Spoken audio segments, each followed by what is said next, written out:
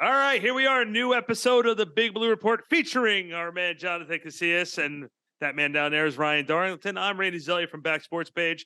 And guys, Giants football is back. We are ready for the Texans this upcoming weekend. And one of our key players hurts his hand on an ATV. Oh, not the way we wanted. Not what you wanted. Not what you wanted.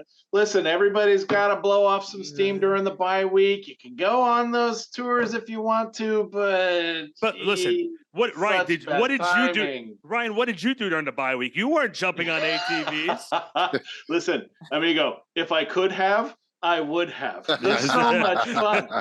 There's so much fun.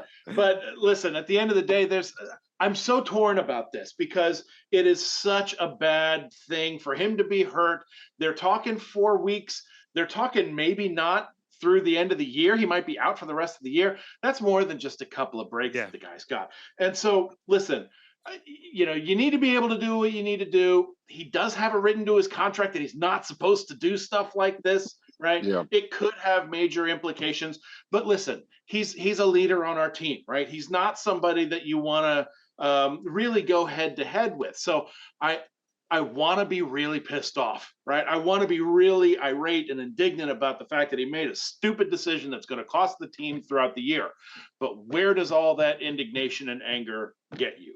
Does it heal his hand? Does it put him on the field any faster? No, it does not.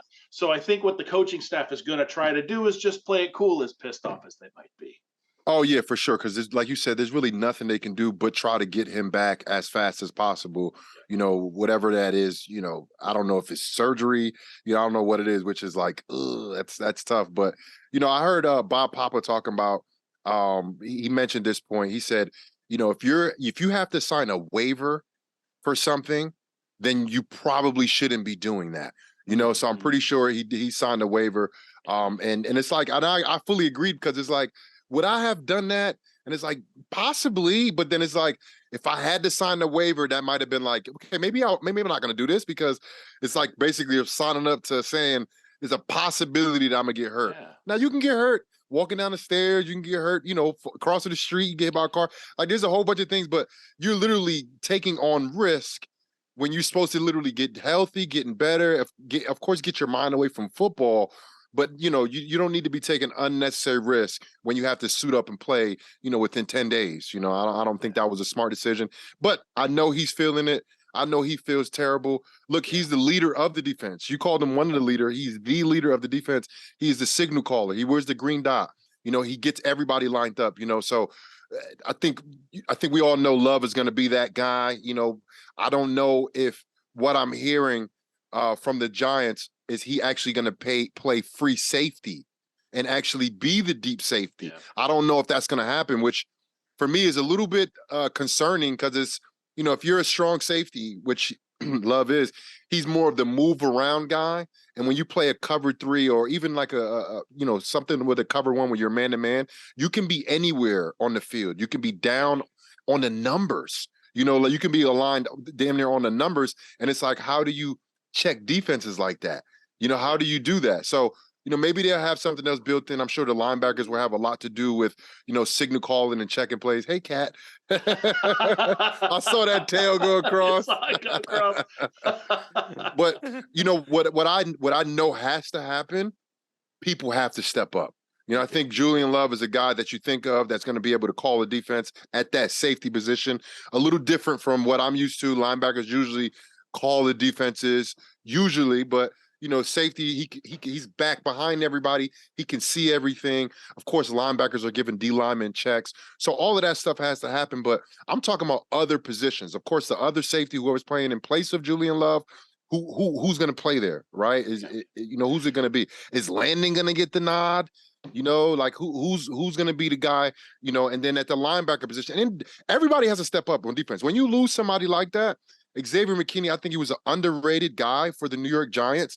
His range was insane. How he can basically cover sideline to sideline and also flip his hips. I don't think there's another guy like that on the roster. So when you lose a guy like that, everybody has to step up. Everybody, from the D-line to the corners to the safeties to the nickelback. Everybody has to step up. Do you think it means more D-back zone? I mean, do you think it means single high safety and then everybody else has to cover a portion of the field? But that's the thing. He was a great single high safety. He was the guy kind of, patrolling the back, the protection, the safety area, the net, as you will, and preventing the deep plays from happening. Tackling ball carriers if they break one. He was the safety valve. Being back deep, and I think Julian Love would be good there. I don't know if they're going to play him there though. So who I don't know who they're going to play back deep. What do you think, Randy? Who do you think they're going to play if Julian Love doesn't move to that free safety single high spot? Who you think is going to play there? Belton? You could put Belton there, but I also think that Wink can be creative enough to not just put it on one guy. He can be rotating guys in and out. And this also goes to, you can also bring an experienced guy like you were saying before about Landon. You can bring Landon in and move him around too and have him do some different things. You can start showing some different looks with different guys. And I think that's really going to be the answer. I know they always say the next man up, but I think in this situation, you have a defensive unit as a whole that has played extremely well with even when key personnel has been out this year. Yeah. You've lost Leonard Williams at times. You've had Julian Love out at times, and you've had these guys be able to step up with other guys, multiple guys stepping in, playing multiple positions. So I don't think it's just going to be one guy. I think it's going to be a team effort and a group of guys stepping in, and particularly Landon Collins, because I think Wink is also looking at Landon for some leadership for the amount of experience he has in the league. And I think that this is going to be one of those situations where it's going to be all for one, one for all. We have to band together. You might have to start doing some things you're not used to doing until Xavier gets back. Yeah. Let me ask you this though. I mean, we've seen a lot of games and a lot of plays where we've got seven D-backs on the field, right? We've got 6 and 7 guys that are going to drop back. They're going to play in coverage and all of that kind of stuff. And I'm wondering, does Davis Mills scare you enough that we're going to have to do that this week when we play the Texans? I mean, is it going to be a situation where we can rely a little bit more on our corners who have been playing pretty good football, and then maybe throw a couple of linebackers in to get some pressure? Because I gotta be honest. I mean, I think Damian Pierce. Yep, Damian Pierce. Damian Pierce scares me more than Davis Mills does, quite frankly. 100%. He's a beast. You saw him last week. Matter of fact, we were on live when we was watching. I was looking up like, hey, you were like, oh, that God. dude's running so hard. And I went back to watch a little bit against Jacksonville. Oh my gosh. He had like 170 yards on, but he was dragging people. I think he broke 8 tackles on one play, bro. Like, the dude's a beast. Nick Casillas did a good job drafting him, finding that guy in the draft for sure. I am not as much worried about this week not having McKinney, because again, the Texans don't have as many weapons. It's next week against Detroit, because Detroit does not have a hard time putting points on the board. Right. They just can't stop anybody. But Detroit has been able to put points on the board. But look, the other thing too, which I think we have to also discuss, the elephant in the room. I'm going to transition off of McKinney for a second. On our last show, when we were discussing the bye week and what Joe Sean had discussed about what he wanted to do about possibly making deals, nothing happened over this bye week. There was no extension for Daniel. There was no extension for Saquon.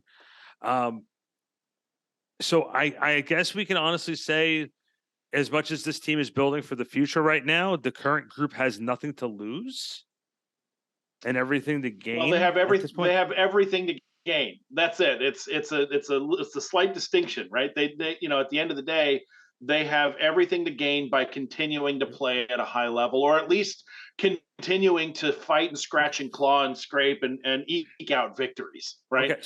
Okay. Go ahead. No, so here's, we didn't really go. I didn't really get to go deep into this last week or the week before. But if you're asking my opinion of the 2022 surprising season that the New York Giants are having, if you say to me, what did you take away from this season right now? I'm saying that right now you have the right GM, right coach combination. Do I think Daniel Jones is the quarterback? You know what? We're 8 games in. I don't know I still don't know what he is. I'm still like, Randy, we're gonna fight. We're No, gonna no, fight. But I no, think no. that's where Joe Shane and Dayball is right now too. Like, I I'm not. think I guess Yeah, they but I'm not believe giving- in him for now, like to this year, Right. to get him through Right. this year, right? Yeah. But is he the franchise quarterback for the New York Football Giants of the future? Right. And that's the question I don't think they have that answer to. And I think in 2 weeks, in 2 weeks, once that NFC East stretch hits, this is where the real evaluation comes in at. How can Daniel Jones perform? And again, we spoke about this before. The questions that you got about Daniel Jones, they're going to come up again. How can he perform? What is the decision making like? Yep. And then I think the same questions are going to be put to Saquon if they don't extend Saquon. I think he's definitely more likely to get a long-term deal, to make him the franchise running back for the New York Giants for however many years that is. I think he's a lot closer than Daniel Jones. And I think, look, I'm not saying they're waiting for Saquon to get hurt, but I think as time goes on, it's like he's not getting more expensive as time goes on. Saquon's already one of the top tier backs in the league. But if time goes on, hopefully, fingers crossed, he doesn't get hurt, right? But if he does, now you can bargain him, and that sucks, but that's business, man. And Sure. And if they're trying to make good business moves for the New York Giants, and you have the Carfax on Saquon Barkley, and you see all of these accidents that he's had, it's like, all right, let's just wait. Let's see if he can finish this season, or let's see if he can get through some of these tough division games that we have in a few weeks. Right. Yeah. And what I was saying before, I'm sorry, Ryan, for cutting you off, and I apologize, but I'm not willing to give Daniel Jones $64, $85 million, $120 million off of what I've seen so far. And again, does he not have the tools as far as throwing the ball down the field to the offensive weapons that we think he should have with the wide receivers and everything else like that? I agree with you. He doesn't have that. But again, we're talking about evaluation. The one thing that I can honestly say about this team is that coaching staff and the head coach in particular is willing this team to 6-2. They got a couple lucky breaks here down, on the way to 6-2. Ball bounced their way, in which times this franchise had not had the ball bounce their way.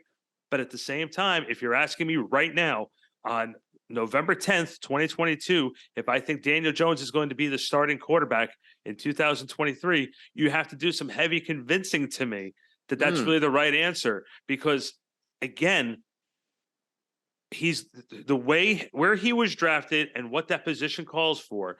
For the tag of franchise quarterback, are you willing to give him Josh Allen, Patrick Mahomes, and those type of money? No, but that's not what anybody's saying is I going don't to think happen. That's going to happen, right? I don't think that's going to happen regardless. Right. Yeah, absolutely. And listen, I'm a little surprised that no movement happened, right? Daniel Jones and Saquon Barkley, they're not the only two gentlemen on this team. Right. So I'm surprised that there wasn't a little bit more activity to kind of try and lock some folks up. But I will say, Dable and Shane have said from day one, this is a year-long evaluation. Right. Yep. They know that they're not making too many decisions on him. But the one thing that I keep falling back on is, has this guy done everything that you have asked him to do this year?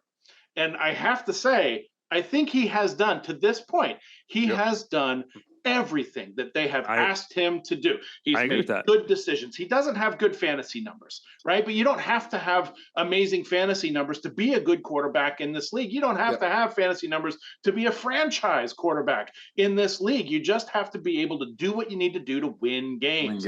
And he has done that. Yeah. So I really do think, even when we get to the end of the season, by the way, he's also done that with a very depleted receiving core, right? Which is another topic hopefully we're going to get into this. Oh yeah, we're going to get to it tonight. KG's coming back. So anyway, I mean, at the end of the day, I think what we are going to know a lot more at the end of this season, right? Especially how is he going to respond to playing an undefeated team, getting in front of a juggernaut, right? Are we able to really win the games that we ought to win? Are we able to dominate the teams that we ought to be able to dominate? And are we going to be able to put up a fight against the best teams in the league? And we're not going to know that until the final 4, 5, 6 games of the season.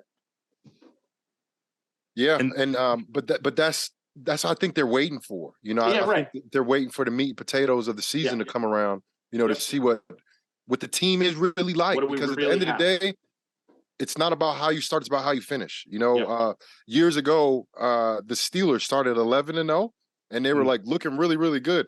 By the end of the season, they were like one of the worst teams in the league. They snuck into the playoffs, and if I'm not mistaken, they got beat by the Browns. If I'm not mistaken, they got beat by the Browns. Yeah, Browns were a better team than them. Yeah. At that point of the season, they're a better team than the Steelers. Midway through the season, Steelers are probably the best team in the league. You got to wait to the end. It's not about what you do in September and October and November. It's about what you do in basically January. Basically December and January. If you're still playing in January, okay, good. If you're still around in January, okay, good. Yeah. But if you're trending downwards, like Green Bay. Green Bay's trending downwards right now. Sure. Like they're looking really bad right now. But in the start of the season, they look like Green Bay of old, Aaron Rodgers of old, right? And it definitely goes week to week. But I think they're just, like they said, it's a year-long process.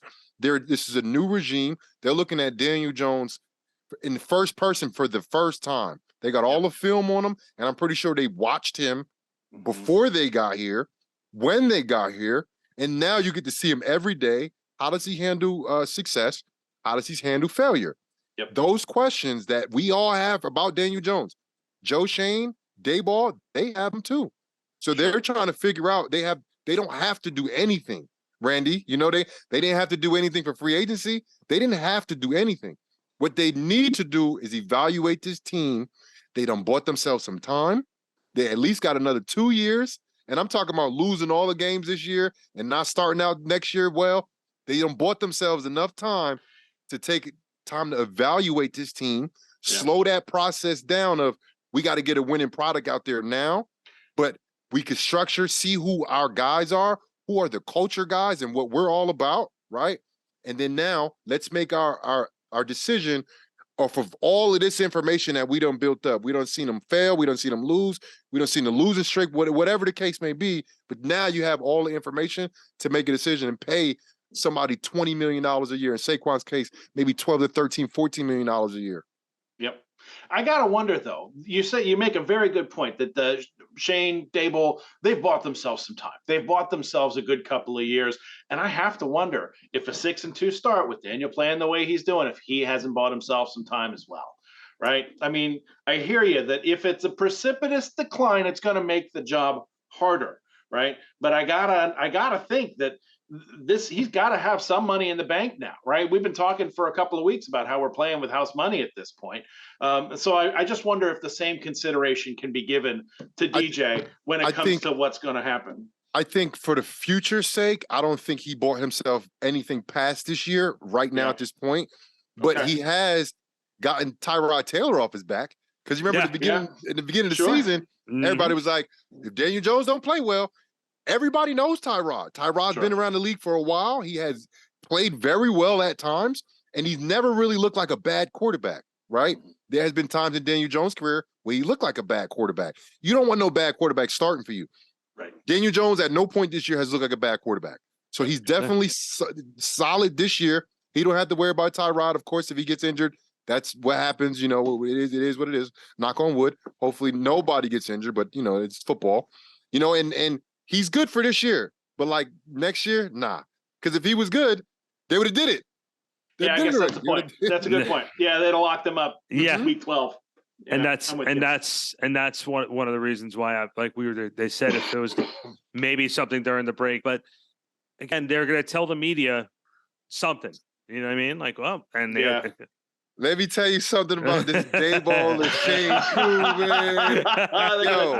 You talk about taking a page out of Belichick's book. Yeah. Oh my gosh! Not gonna tell. Did I ever tell y'all what happened to me up there? How I got suspended from talking to media? Oh no, I want to hear this story. Oh yeah, I want to hear this story. Go ahead. Let me get my popcorn. So I do my first media day, right? I'm there Wednesday, so my second day I think was Thursday. I think that was media day.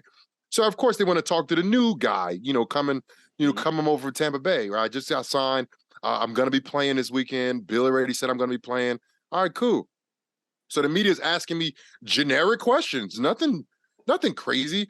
He's like, well, how do you think they're going to use you this weekend? Well, I'm definitely play special team, maybe a little nickel or dime packages. I don't really know. We'll see. Mm-hmm.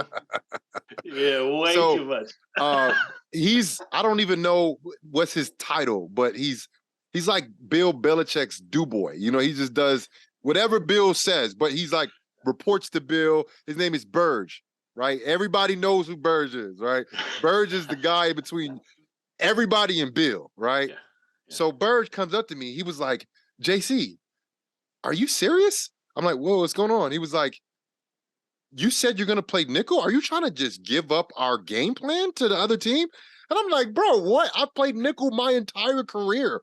I've been a coverage linebacker for 6 years. That's why you got me. Not a secret. You don't think they think I'm going to play nickel? He was like, well, look, this is it. You're done for media for 2 weeks. I don't care about talking to the media, bro. What are you talking about? But that's New England. Yeah. New England's like that, man. Lockdown. They're tight knit. They kind of let you. I mean, I think Daboll does it more than Bill. Bill's more like shutting it down. Nah, we don't talk about it. Move on. On to Cincinnati. That's Bill. I think Daboll is kind of like like he's deflecting, but kind of sending you down the wrong path sometimes too. Like he might say some things and be like, get him thinking the other way. You know what I mean? Mm-hmm. I think he's doing a little bit of that. Yeah. I got to tell you, I've been covering this team. I've dealt with Coughlin. I've dealt with McAdoo. I've dealt with Shermer, the Judge a little bit, and now we have Daboll. Daboll is, to me, is the most media friendly guy because there's times where we'd be standing there waiting for somebody else. He'll come back out there and just start BSing about the Rangers with us, or start talking. But that's what I'm saying. He's know what I mean? Psyching everybody out, man. He ain't out with the banana in the tailpipe, bro. He's talking about, oh yeah, this and this and this. Look, Daboll don't like the media. No head coach likes the media. No. They got to deal with the media. So it's like, how do you deal with the media? It's like he's like an open book, but he's not no open book. No head coach is an open book. You can't be an open book. For the sake of your franchise, you can't be. But he acts like he is. I think there's a little bit of false information in there too sometimes. He's telling you the story he wants you to know. Oh, for sure. Right? And I think, he and Bill, I guess they must be very good at letting you make your own decisions, right? Mm-hmm. They'll put you on a path. Bill's not going to put you on any path. He's not even going to drive you to the park. He's not give you nothing. Right? He's not going to give you nothing. Bill's driving by as you're driving straight past the park, right? There's not even looking, though. You can hit it if you want. You can drop out whenever you want. But Daboll, to your point, maybe he's saying, okay, well, we're going to gather here. We're going to maybe go down this path, or maybe we'll go down this path, or you decide. See what you want to do. There's three guys that I've been able to cover who I always have the expression, they let you on the patio, but they never let you in the house. And there's three guys. One is Jason Kidd when he used to play for the Nets. Two is Derek Jeter, and three was Eli Manning. Eli was the best I've ever seen of going up to a press conference and being there for 10 minutes and saying absolutely nothing but say. Like, I can't tell you how many post-game pressers I'm sitting there and Eli's up there and we're talking about wins, talking about losses. I remember it was a game against Dallas. And I think it was in 2016, and Dwayne Harris played amazing football, scored a touchdown. And I asked Eli about Dwayne Harris, and the only thing he did is like, yeah, he ran the ball in for a touchdown. He had a couple good carries, and really was a big part of the team. Yeah. And that was it. He pretty much just summarized what he did, and then everyone's like, oh yeah, okay. And then you think about it, and then you go back and you read the transcript and you listen to what he said, you're like, he didn't say anything. I have nothing. I think the media like me a lot because every now and again I'll give them some good stuff. Nugget. When I was in Tampa one year. Tampa, we weren't good. We were worse than the Tampa that's showing out there right now. We were worse than them, and we played bad. We got beat bad one game. I forgot which game it was, and they asked me how do you think the offense played? And I'm like, I think we all play terrible. I think starting with the defense, we played terrible. I played special teams. We didn't play well on special teams either, and the offense was bad as well. The headline of the article was Casillas says offense plays terrible. I'm like, you got to read the whole thing, man. I remember. That's the media, though, bro. I remember one of your sessions in New York. It might have been one of your first sessions. And you did your media session and people asked you questions. And then we're like, okay, we're done. And you're like, man, I thought you guys would be a little bit more ruthless than that. I was expecting a lot worse. And I think I actually have the audio of you saying it. And I'm sitting there and I'm sitting like, I remember looking at Patty Triana. Right after you said that, I'm like, let's give him a couple months. Let's see if he's still saying. Let's still see if he says that. You know, and I did get that. Like as time went on, I didn't think, you know, people always say New York's the media capital in the world, and I'm like, they just ask the hardest questions. They ask those questions that put you on the spot, you know, and it's, if you're losing, if you're not playing well, the New York media is going to cover, and they're going to ask those tough questions that you probably don't want to answer. But like somebody like Dayball, he know they're coming. Yeah. He know he already got 6 answers for him. Mm-hmm. How do I send these guys on a chicken hunt today? You know, I think that's how Dayball is. Love it. Oh, my favorite is when people were asking him this year about Kadarius Toney, and he had so many different answers, except for the real answer of "I just don't want to play this guy." Right, and he doesn't want to be here. Yo, you know, it's so crazy. Everybody was talking about, oh, he hasn't been healthy. But remember that when he got traded, he said I wasn't hurt. He said that. That's right. He played that week. And he played. And he played well. He played well. That's yep. But that's what I'm saying. You know, I think a good franchise that's ran, you know, from the top to the bottom, you know, tight knit, and they're trending upwards, which I think the Giants are. You know, you don't really hear exactly what's going on. You don't know what's going on, especially any of the negative problems, because Kadarius Toney may not have been a locker room problem, but he wasn't supposed to be on this team with this coaching staff. And they knew that. They didn't say anything about it. They didn't want to hurt his draft stock. I mean, his trade value, his trade stock. They didn't want to hurt that. So it's a smart move to do something like that as well. You know, and then you don't want to ever give anybody what you're doing. They're playing poker, right? They're playing chess and they're playing poker, which I love. I don't know how to play poker, but I'm a good chess player. And I know in chess, you got to think 2, 3, 4, 5, 6 moves ahead. You know, in poker, I know the game face, the poker face. I know that. And Dayball is showing up to every press conference, smiling, not answering nothing really. You know, just kind of sending y'all left and right. I got 2 things I want to add to that. One, I wasn't expecting you to say chess. I was actually expecting you to say poker, that you were a better poker player than chess player. Wasn't expecting chess. Which means that we have to get a poker game going now because, you know. Yeah. Well, and the other thing, too, is, like, what I hate is when how something plays out and then you get mad at yourself for not seeing all the clues that go with it. I now that I look back at the Kadarius Toney situation, we've all should have known all the way back. All the way back to OTAs when he was not there. When he was not there, and they said, we are not giving him the playbook until he shows up. Yeah. And I'm like, oh. And now you start looking back at all the little puzzle pieces, you put it together, and there it is. So, guys, I have to ask this question because we're heading into the Texans game. I don't think any of us, again, predicted 6-2. So now we are going into, I don't want to say a trap game, because now you're coming off the bye week and you still have the taste of Seattle in your mouth. You want to come back.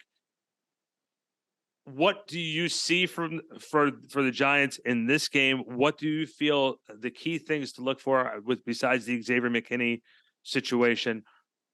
We'll start with JC. Can you give me maybe your 3 things to keep an eye for in this Giants-Texans game? I want to see how the Giants offense performs with all this film that they done put out in the first 8 weeks of the season, the first 9 weeks, 8 weeks of the season. With all the film that all the teams got, Seattle made an adjustment. They was able to stop that naked bootleg action. They kind of shut that down, and the Giants really didn't respond well to that. So I want to see what Kafka is going to do when they decide to load the box up and just shut the run down. Because look, if you play the right defense, you can shut a run down. And if a player doesn't break an 80-yarder, it's going to be a long day if you have 8 to 9 to 10 people in the box. And then also take care of the bootleg game, which Seattle did a great job with, right? Number 2, which should be number 1, is who's going to play that extra safety position most of the time.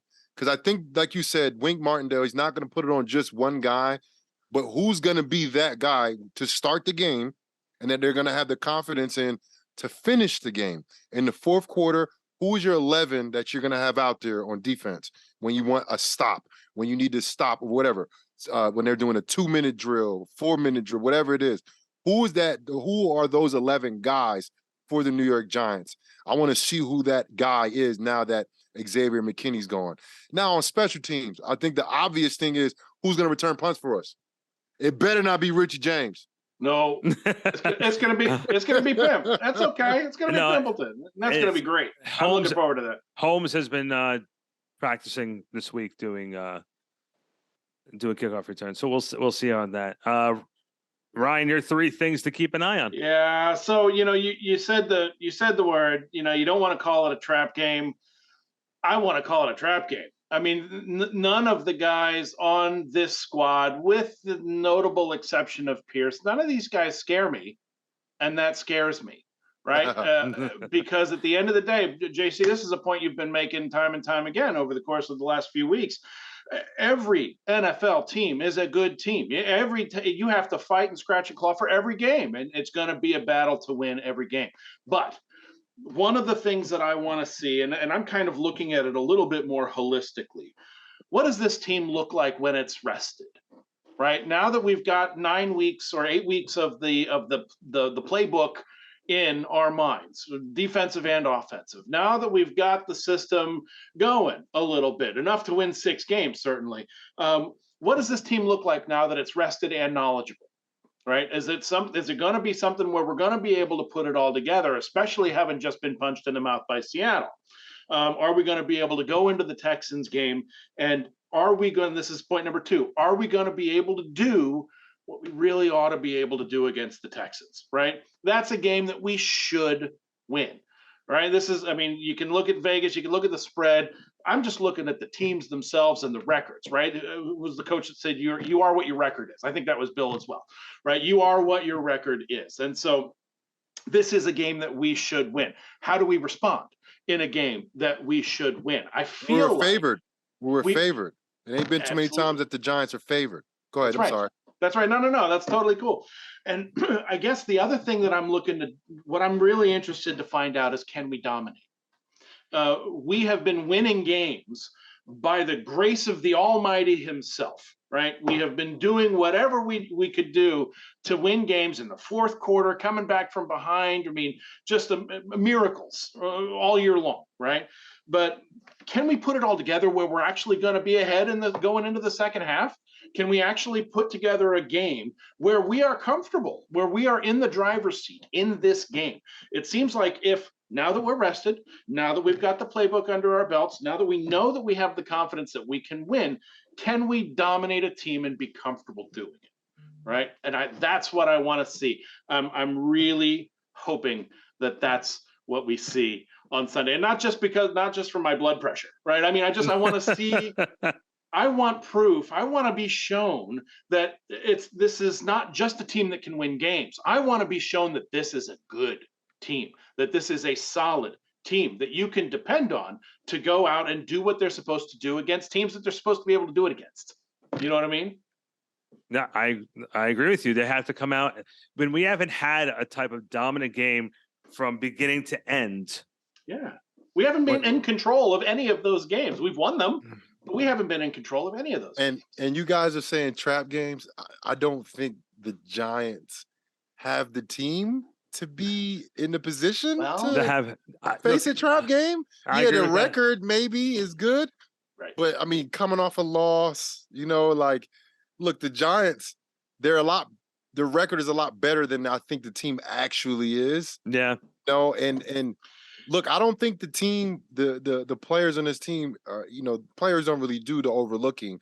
It definitely happens every now and again, especially when, this other team doesn't scare you, like you said, Randy. And if you're not up watching film, like, man, I got to bring this guy down or whatever, Right. or this quarterback gonna tear us up, You're going to get surprised. You might not watch as much film that week, like it might be, like I remember when I was playing against Adrian Peterson, when I was playing against Marshawn Lynch, like, yo, hey guys, let's do a little extra film this week.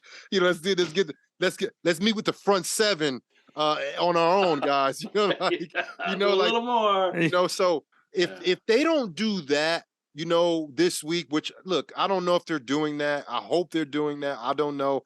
But that's what really brings the defense together when you're going against a special talent, you're going against a special player, and maybe you do have a couple extra meetings that week. That bonds you. It's not so tight with the coaches in there. Guys are just relaxed, watching film, talking smack a little bit, and you're watching more film. You're working with your guys, and it's not coached, it's not scripted, and then you're just going there having a good time. If they're doing that, and they're doing that week in and week out, and they don't not do it this week, right, I think the Giants will be fine. But it's all about how they start. I think they got to start fast, because I don't think they're going to be able to keep finishing the way they finished. That only lasts for so long. Right. Can Kenny Golladay help them do that? He needs to. Well, that was going to be one of my points. He needs to. Yes, he can. He can. And remember, the whole year, guys, I was saying that the Giants are not bringing in nobody else. I gave Odell a little bit of light because I wanted to get people riled up a little bit. Sure. But I knew they weren't going to bring in nobody else. Even when they let go Kadarius Toney, I'm like, I just don't see them making a move like that, especially when they're paying Golladay all of this dang money. Yeah, it's like, you can't bring in another guy who you're going to have to pay, and you got a guy who you still have to pay Kenny Golladay. Like, he's not paid all the way yet for the year. You got to still pay him for 9 more weeks in his salary. So it's like, he has to show up. And the thing is, the story is written for him to be the savior for the New York Giants. Yeah. It is. Yeah. That's a great point. What position does the Giant need help with? What position? It's really only one. Yeah. Every other one is like, okay, we're good here. Okay, we're good here. Maybe the tight end position when Bellinger being down, right? Yep. But it's definitely receiver at number one. And everyone knows that. Golladay, you're here. Nobody thinks anything of you, fam. Only thing you got to do is show up. Have a couple of catches. Show out. Yep. Get one touchdown. One touchdown. One touchdown. And you're golden, and New York will love you, bro. Yeah. Everything else all that negative talk will go away immediately. If he catches 5 balls and gets a touchdown pass. 75 yards, 5 catches, 1 touchdown. Yeah. You do that. Giants win. And that was one of my things to keep an eye on. All the media is going to be around him. I might go in and try to get an interview with him. Dude, I'll go in and try to get with him if I need to. JC and I are going to get a note saying there's a big guy out here telling us he's trying to get into the locker room to interview Kenny Golladay. That was going to be one of my points, was the wide receiver position. Hopefully you can get more out of Wan'Dale Robinson, get more out of Darius Slayton, and Kenny G shows up and plays a little tune on the field and gets himself a touchdown. We'll see if that can happen. Listen, if Kenny G gets on the field and is able to do that, we will get more out of Wan'Dale. We will get more out of Sills. Because he's going to draw the double team. He's going to take all the safeties back. He's the deep guy. And it opens everything up in the mid-range for Slayton and Wan'Dale and Sills and all these other guys. And not for nothing, fellas, that's where we've been living all year. We know we can succeed there, right? These mid 20-yard plays or whatever, that's our bread and butter. Yeah, and I'll tell you what, watching Daniel Jones this year throwing the football over the middle, I feel like he's done a tremendous job at that. And those are very difficult passes to make. Yeah. Those passes where your receiver is running at 90-degree angles at full speed, and you have to throw it on the dart in front of the safeties, behind the linebackers. But you know what can have those safeties a little bit deeper? If you got somebody that's a deep threat. Stretching the field. So it gives him a little bit more of a window, which he has been kind of fitting those balls in the tighter places, And then also the rush. If the safety's playing deeper and it's not as tight, that ball's coming out a little bit faster, so the rush is not going to get there. It's a whole combination effect. Yeah. Having a deep threat receiver, You don't even have to complete 3 to 4 passes a game. You just have to make the You just got to attempt. draw them. Yep. You just got to make the attempt. And Slayton, he's been the guy for the New York Giants to get those deep threat calls, and he's been getting. He had a good touchdown, a deep touchdown catch. He had a couple great passes that he caught deep, and he gets some penalties too. When you throw that deep ball, if you don't have a top tier corner out there, and that ball is in the right spot, which Daniel Jones is very capable of doing, the ball's in the right spot. It's very much heavily favored for the offense to win the possession. Yep. And not only that, to win that possession. Because it's a 50-50 ball, right? They call those 50-50 balls, right? But then you add in the penalty aspect of it, and then you add in the perfect ball. If you throw a perfect ball, it beats perfect coverage every time. Think about a 4-receiver set with a single back. Saquon back there. You've got Galladay on the right. You've got Slayton on the left out wide.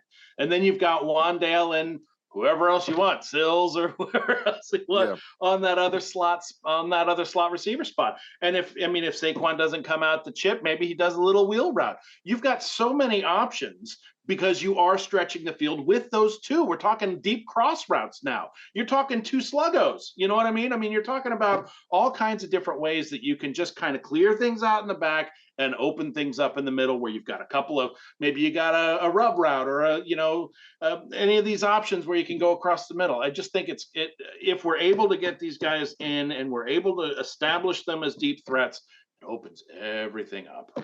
And I also want to throw one thing out about Daniel's numbers. Only 2 interceptions so far this season. Yeah, only it should have been 3 or 4, but never mind that now. We're not. Yeah. Penalties brought those back. But only 6 touchdown passes thrown. Yeah. So that's a number that obviously you want to see go up. My other points real quick, because we were talking about the wide receivers. I also want to see how the offensive line continues to grow. Evan Neal and Andrew Thomas have played tremendous this year. I know Evan Neal's a rookie. He's still learning, but the guy's built like a house, and he is going to only get better. I'm interested to see how that offensive line continues to come together. And then my third point is also just health on that defensive line too. I want to make sure Leonard Williams and Dexter Lawrence stay out there together, and I want to see Kayvon continue to grow too. The jury's still out on Kayvon a little bit here. I just want to see a little bit more from him. I know he's still young. I know this is his first year. He's still learning. He missed a couple games beginning of the year. He's still trying to find his way, but I want to see more. I really want to see more. I don't know if that's going to happen this year, given that early knee injury that he suffered. Look, he's not that explosive guy that New York drafted right now. He can be that, but just when you have a knee injury like that, man, and look, I hope I'm wrong about this, but it's really hard to come back because you need to rest the knee. You have to rest, let it heal, do rehab, PT, and then it's going to take you a while to get back to where you was. He didn't have that. You can't really rest during the season. Even when you're out, you still need to kind of work your way back. Like you start jogging, you start, cutting, and you're still doing strength and conditioning work every day. And then it still takes you a little bit of time for you to get back to where you once was. When you're hurt during the season, that doesn't really happen. They're like, all right, Can he move? Can he move his leg? Okay, brace it up. He's out. It sucks, but that could be the case. And I'm hoping I'm right about the fact that he's not moving as well as he could and will once he's healthy. And that probably is not going to happen this year. So we got to deal with this. He doesn't look right when he's moving, but like I said, it's because of his knee. Like obviously he has a big brace on it that's protecting it, and his knee. I don't know if it's swelling all the time. I'm not trying to put anything on him, but I know he doesn't look the way he's supposed to look and should look and has looked in the past. It's because of the knee. I don't think it's because of the speed of the game or anything like that. I think it's because of the knee. Before we do our picks for this upcoming week, and which I'm not looking forward to again because I got told the curse is not over. Correct. The curse is not over yet. JC, I had told Ryan a little bit about this story that you told on an interview we did on one of my old shows back in the day, and I want to know if you wouldn't mind doing it again. about the day, because since we just had Geno Smith play against the Giants, the day that they announced Geno was going to start the day, as a member of the New York Giants, I love this story, but why not hear the story from the person who was involved with it? Can you share not only with Ryan but with our audience the day you found out Eli Manning was not going to start for the Giants and it was going to be Geno Smith? It was so ironic that that was the day, because people always talk crap about McAdoo. Nobody likes McAdoo, but I love McAdoo. And there's a reason why. Because there was at least 2 separate times where I think it was the first one I had surgery, and he actually reached out, "Hey JC, just checking on you. Want to see how everything's going," right? And then I think the other time was my daughter was sick or something. And also, "Hey JC, just checking up on you. How's your daughter doing? How's everything?"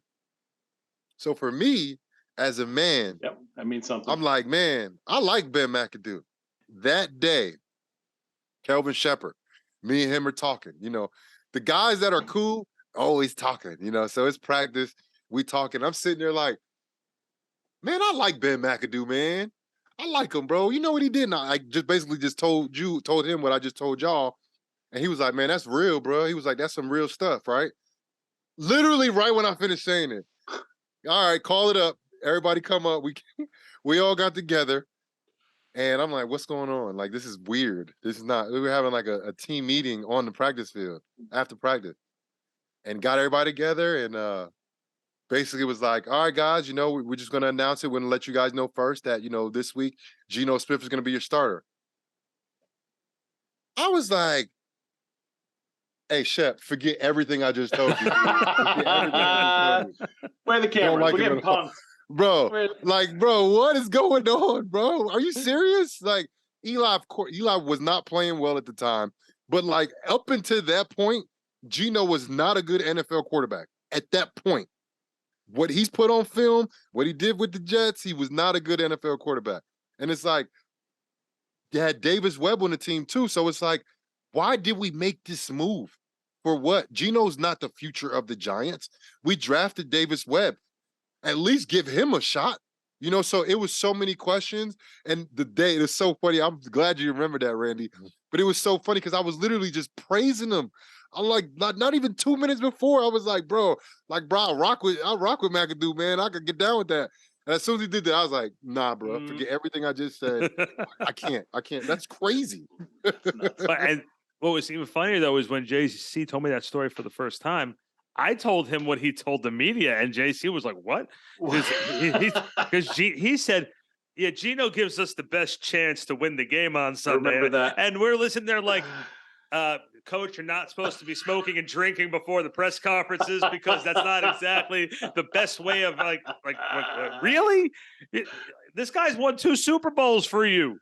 For this organization, and you're saying that this guy who got in trouble for punching his teammate in the face is going to give you the best chance to win a game? Come on, man. But I'm gonna give you the scenario. The reason I think this is the reason why he did it, because he was in the hot seat and he couldn't take that pressure of being in the hot seat, and he panicked. I think that's what happened. He panicked. He would have never got fired at that point. Maybe after the season. Remember, he didn't finish the season. No, they fired him right away. Right away, they fired him right away, and it was like, okay, obviously that was a big mistake that you made that decision to bench Eli. Like, do you know the people upstairs were outraged? Like, do you know that? And that's the thing about New York. It's really hard to win here. It's really, really hard to win here. The years that the Giants won a Super Bowl in the past, they were always Coughlin, Eli. They were always on the hot seat. Yeah. Always, especially Coughlin. Coughlin was on the hot seat after he won a Super Bowl. That's New York, man. People have no patience out here. They want you to win now. With the Giants having the season that they're having at this point, I think they brought themselves some time. Everybody in Big Blue Nation is talking very positively about them. And if they can do 500 down the stretch, the Giants will have a winning season. If they can go 500, I guess you can't really go 500, but you know what I'm saying. Yep. More than 500 for the rest of the year, 5-4, the Giants will have a winning season. And Giants, Big Blue Nation will be very happy. And no matter what they do, they really can't go wrong with any decision that they make during the offseason, because now they look like they know what they're doing. So now it's like they're good now, you know? For the past, nobody knew what they were doing, but it looks like these guys know what they're doing. I have two questions for you, one about Coughlin and one about McAdoo. From a player's perspective, your first year with him, he was the football guy. You can see his face. You know, he didn't have his hair slicked back. He was just he was a football guy. You could just see it on the sideline. Yeah. And then, what was your reaction when he came in the beginning of the season, started slicking his hair back? All of a sudden, he looks like he should be a member of Tony Soprano's crew. You know, what was your reaction to that? I have to ask that question. I liked it because, look, he was trying to show a little bit of personality. You know, his game day fits were horrible. Like he was a terrible dresser. But the hair was, I think, a good little detail, you know, that he did. And the guys liked it. We even had shirts that said Benny with the good hair. Nice. Look, when you're winning games and you're 11-6, right? Everything is good, man. Cool. You know, of course, we went up to Green Bay and lost to Green Bay. But at one point, especially at the end of that season, the Giants were feared. The Giants were a feared team that year, and people did not want to play us in the playoffs, especially the Cowboys, which we swept that year. And the Cowboys went 14-2, and the only two losses were to the New York Giants. So put some respect on McAdoo's name, okay? He only had one good year, but name the last good year that the Giants have had. That's true. See what I'm saying? So put a little bit of respect on that man's name. He done checked on me and my kid. Put a little respect on McAdoo. Benny with the good hair. He's there. I think that's a T-shirt. No, again, we have to revive. We have to revive that T-shirt until that. And the Coughlin question is, I don't remember. It was after the 2011, 2012 Super Bowl, and Coughlin. I remember watching Coughlin. And you know his personality too, but I remember watching him on the NFL Network doing the interview after the Super Bowl. And who's the first person to give him a hug after he gets off the podium? I think I joked with Ryan about this. It was Flavor Flav wearing the big clock on the clock necklace. And the first thing the guy from the NFL studio said, "Do you think Tom Coughlin even knows who Flavor Flav is?" And then you watch like this weird handshake between the two. I'm like, yo, TC's getting down with Flavor Flav. That's crazy. I didn't know that. That's awesome. That's awesome. There's got to be footage out there. I got to find that, and I'll send it to you. Yeah. But I just remember seeing Flavor Flav with the big clock necklace on, and Tom Coughlin is doing a handshake with him and giving him a hug. And he heard the announcer say, "I'm not even sure if Tom Coughlin knows who Flavor Flav is."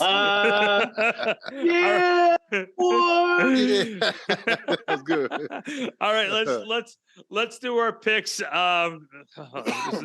the part that makes me cry every single week. All right, JC, what are we doing with the Houston Texans versus the New York Football Giants this Sunday at MetLife Stadium? Look, I think this game is going to be one on the ground. Both teams have a formidable run game. Both teams are not good against the run. Both averaging, if I'm not mistaken, on defense about 5.5 per carry that they're giving up. And these running backs are tremendous running backs. So I think both teams are going to try to be physical. They're going to try to establish a run, and they're going to be okay to punt the ball this week. I think it's going to be a low-scoring game.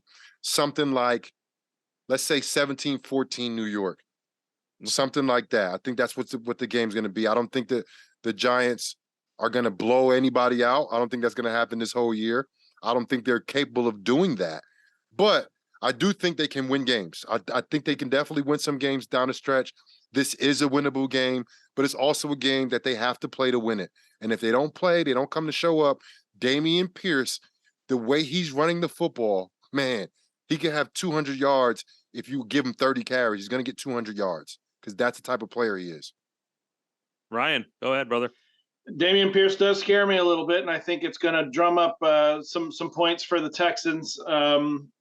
I do think, though, and I'm going to tell you what I want to see, right? Maybe not necessarily what will happen, but what I want to see. I want to see us open it up a little bit, right? I think this is a team that we can put some points on. I think we're going to see something more along the lines of 28-24 Giants.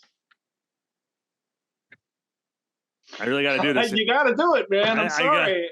JC, you don't know about the conversation that Ryan had after we had. I told him what happened. He says, "Well, just for one more week, just to make sure it's really out of our system, pick the Texans." And I'm like, "All right." So we got the Texans. I guess I'm gonna have to go somewhere where JC is. I'm gonna go 20-17 Houston, just because Giants fans, there will be no Giant scare on me. I'll be at the stadium. I'll be working. So have no fear. I'm picking this is the Texans. Control. Yeah, so the Giants will win this game. No worries now. I picked the Texans. We're good. You've done us all a great service. Yeah, you're a great man, Randy. Listen, you're a great man, Randy. You're a great man. I just want to let you know that if I am allowed to give up a piece of my soul for the entertainment of everybody else and to make all the Giants Nation happy, I'm willing to do that for all of you. It's worth it. It's worth it. And by the way, guys, don't forget to check out JC and Lance Meadow every game day. That's the one thing we have not promoted, JC. Yeah. Check out you and Lance Meadow. Yeah, we're on at the stadium for whole games. I think for 1 o'clock games we start about 11:30, and we're the radio show before Bob Papa and Carl Banks take over for the radio show broadcast. So, look, I like Lance, man. We do a good job, man. I like being at the stadium. I like seeing guys that I know come up to me. Hey, JC, what's going on? I love that. I love being at the stadium. I love being outside. May have to put a coat on this weekend. It went from 78 degrees last week, and I think it was like 35 degrees a couple of days ago. Right. Jersey weather is crazy, but it's football weather, baby. What else you expect, baby? It's November. That's what you want. And the one thing that JC just left out is how good that press box room food is. Oh, yeah. Here I am on the outside looking in on the press box. Food. Listen, we'll bring you back some Mrs. Fields cookies. No worries, brother. Now. Somebody's got to. Cookies be banging. You can see I'm wasting away over here. I need me some Mrs. Fields cookies. Guys, follow JC on Twitter and Instagram. And of course, he is on Cameo. He will send you messages. He'll fire someone for you if need be. JC is good like that. He's good. He might fire me from this show by the time this is over. Who knows? Nah, no way, buddy. And of course, Ryan Darlington, thank you again so much. Backsportspage.com for me. I'm over at Randy BSP. For guys, another great show. I thank you guys. You guys are the best. This is what I look forward to every single week. So thank you so much. And we'll catch everybody next week on the Big Blue Report featuring Jonathan Casillas. Go Giants! Beat the Texans. Let's do it. Peace, fellas.